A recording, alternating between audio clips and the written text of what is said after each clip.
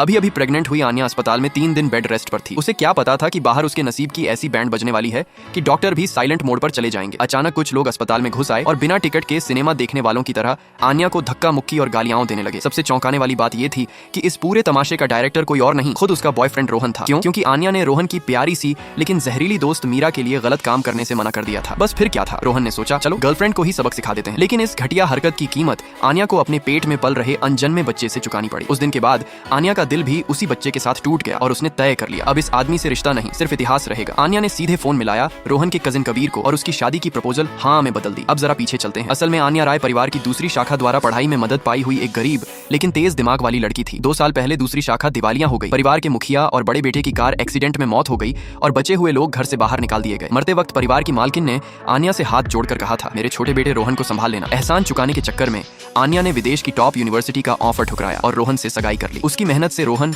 2 साल में फिर से राय परिवार में लौटा, अपनी फिल्म कंपनी बनाई और सबका फेवरेट वारिस बन गया। सब कुछ सही चल रहा था, तभी एंट्री हुई ओवर एक्टिंग की दुकान मीरा की। मीरा असल में रोहन के मरे हुए भाई अर्जुन की गर्लफ्रेंड थी। बीमारी के बहाने वो रोहन को ही अर्जुन समझ बैठी और रोहन ने भी सच्चाई बताने की जहमत नहीं उठाई क्योंकि उसे लगा ड्रामा चलने दो। मीरा ने आन्या को बार बार नुकसान पहुंचाया, यहाँ तक कि आन्या ने जो मेहनत से बेस्ट एक्ट्रेस का अवार्ड जीता था वो भी रोहन ने चोरी छिपे मीरा को दिलवा दिया। एक रात आन्या घर लौटी तो दरवाजे पर खड़ा था कबीर। कबीर ने साफ कहा मैं तुम्हारी काबिलियत जानता हूँ और तुम्हारी मेहनत कभी बेकार नहीं जाने दूंगा। साथ में उसने अपना बिजनेस कार्ड भी थमा दिया। आन्या अभी भी रोहन को छोड़ने के मूड में नहीं थी, लेकिन उसी रात रोहन और मीरा नशे में धुत होकर घर लौटे और मीरा की जुबान से सच्चाई फिसल गई। अगले दिन आन्या ने मीरा की एक्टिंग का पर्दाफाश कर दिया। मीरा टूट गई और कबूल किया कि असली मास्टरमाइंड रोहन का मरा हुआ भाई अर्जुन है जो असल में जिंदा था और कर्ज से बचने के लिए मरने का नाटक कर रहा था। योजना साफ थी, मीरा के जरिए